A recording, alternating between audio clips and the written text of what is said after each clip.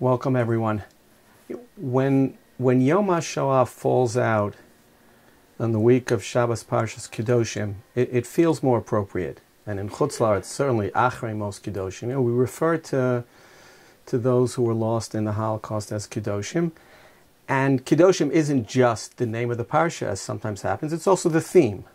Vaydaber Hashem al Moshe lemor daber el kol adat b'nei Yisrael v'amarta lehem Kdoshim tihiyu ki kadosh ani Hashem Elokechem.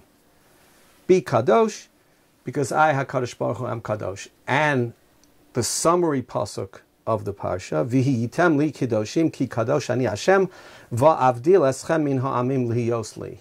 Once again, parsha opens, parsha closes with the idea of Kiddusha, with the requirement or the demand that HaKadosh Baruch Hu has of us to be Kdoshim.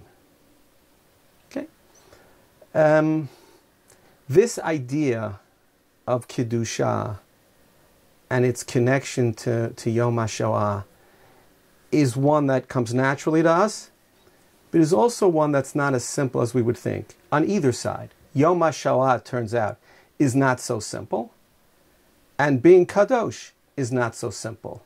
Yom HaShoah was only established in Israel in 1957. That's 9 years after the establishment of the state. It means for 9 years, there was a struggle over how to, and perhaps even whether, to commemorate the Holocaust. And I think there was an ambivalence in Israel, certainly among the younger generation, this whole idea of, sheep to the slaughter, God forbid, and we're now a new generation, something that, having just come back from Poland before Pesach with our group of guys, with Rav Gigi, I feel much more emotional, much more strongly about. But that was the idea. There was a struggle over how to commemorate, and even the name now, Yom HaZikaron LaShoah VeLaGvura. Right? There needed to be something that we had done. Right? Dying on Al Kiddush Hashem wasn't enough. So on that side, there was ambivalence. And there's not ambivalence, but there's machlokes about the definition of Kiddush Hashem. If you ask people what's a Kiddush Hashem, so they'll tell you, the Rambam Paskins in the 5th parak of Yisodei HaTorah, it's brought down in Shulchan Aruch, right? The big three, Gilu Araya, Shvichas Damim, Avodah Zarah. If you are told to do one of those three, you're supposed to resist, even at the cost of your life, and when you die, that would be a Kiddush Hashem. Okay, something we all know, but not something we all aspire to. Right? There must be a way of being Mekadesh Shem Shamayim in our lives that don't involve death. And this is something that our Rosh Yeshiva Zatzal spoke about often. Rav Amital talked about the Holocaust as a Chilul Hashem. Now, at first you're taken aback by that. What do you mean a Chilul Hashem? What did we do wrong? No, Rav Amital said simply, Chilul Hashem and Kiddush Hashem are ideas that should be taken literally.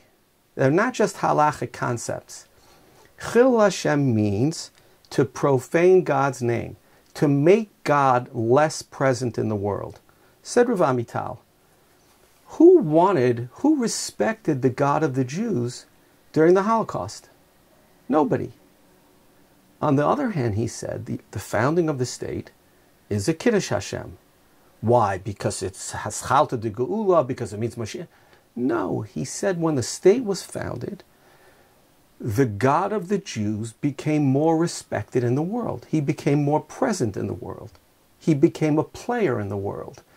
This idea of Kiddush Hashem and Chilul Hashem being real concepts is something that, is normal to us in our yeshiva. It's something that the Rosh Yeshiva discussed often. And I think the idea goes back to the Ramban, Al HaTorah. The Ramban talks in a number of places about us helping God. What does it mean? HaKadosh Baruch Hu needs my help? No. HaKadosh Baruch Hu created a world in which He needs my help to be present because He has chosen not to reveal Himself, or He has chosen to reveal Himself only through our activity.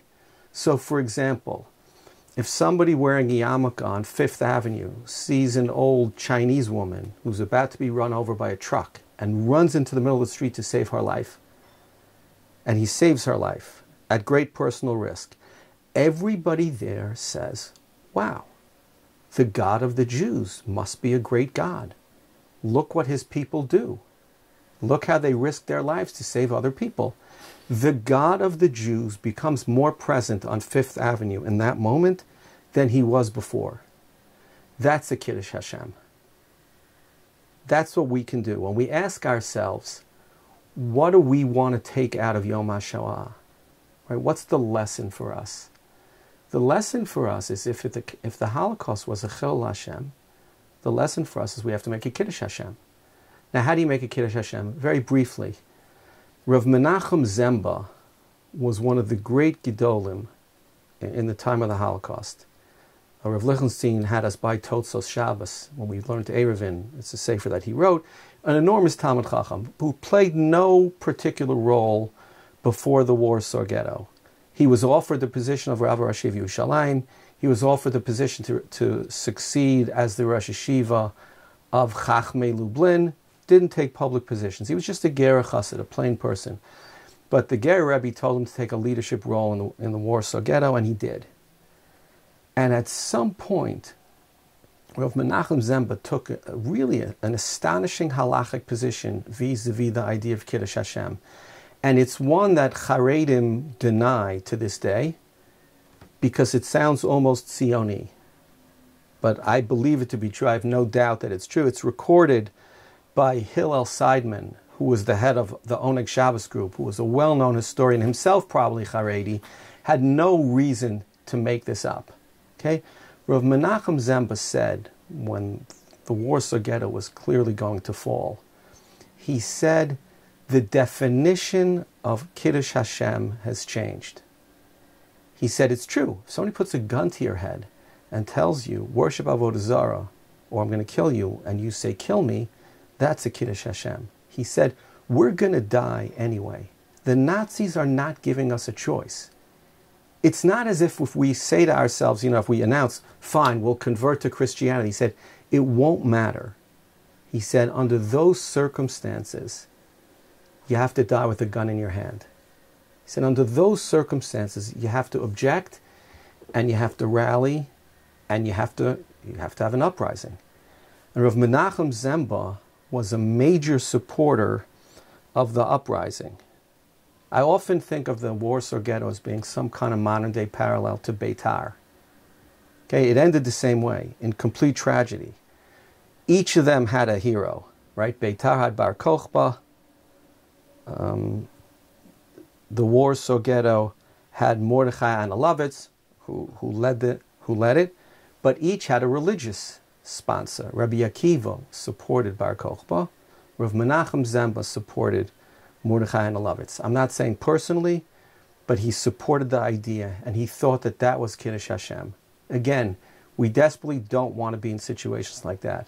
On the other hand, Yom HaShoah reminds us how desperately we want to make a Kiddush Hashem. How the nekama, how the way we can fix or personally feel the pain of the Holocaust and do something about it is by making the God of the Jews beloved. Not just State of Israel, policy-wise. Just each of us in our interactions. In a store, when they give you back too much change and you say, excuse me, you made a mistake, you gave me too much change. That's a Kiddush Hashem. I'm less interested in the narrow definition. I'm much more interested in making the God of the Jews beloved. And what I tell myself and what I plan to think about tonight for Yom HaShoah is how I, just as a person, can have people love my God through my actions. It's almost like when the Rambam says about Avas Hashem, that Shem Hashem mitahev al yadecha. If we behave in a way where people meet us and say, wow, I'd like to be like him, I'd like to be like her, I think that's probably the most we can do and the most meaningful thing we can do this Yom HaShoah. Shabbat Shalom.